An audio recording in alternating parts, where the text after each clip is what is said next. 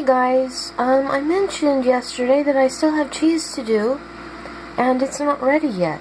So I'm doing my, starting my series of using some of the cheeses and creams and other things I made during Vegetarian, using them in recipes.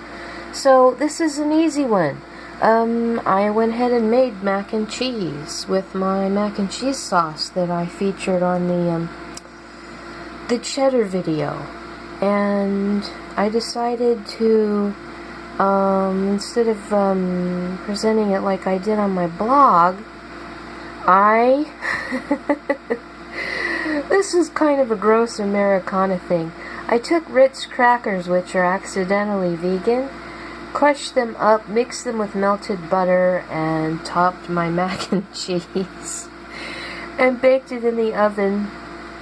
And then after it was baked, I toasted it under the broiler. Got a little toasty, but that's okay. It smells really good. And I sprinkled it with a little bit of paprika and dried parsley. So let me break into this so you can see the macaroni underneath. Wow. I guess I put a lot of Ritz on top. There's some macaroni. I promise there's macaroni down in here somewhere. Okay, I'm gonna take a taste. It's kind of fresh out of the oven, so I'm gonna have to blow on it.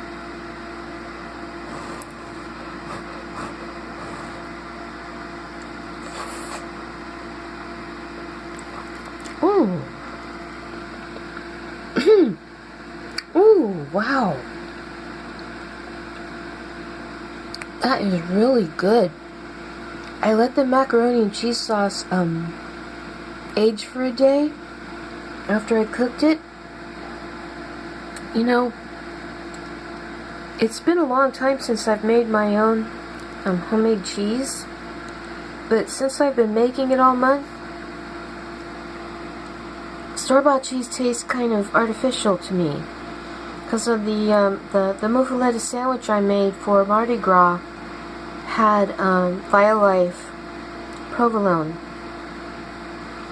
and you know, I like Violife, but it tasted fake. I mean, this tastes good. It's making the store-bought cheese taste fake, which, I mean, you can tell they're made with artificial flavor.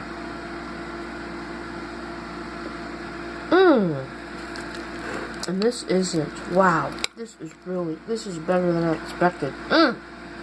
Made a mess. It was good with the Ritz crackers on top. Oh my gosh. The more I chew and swallow, the better it gets. Wow.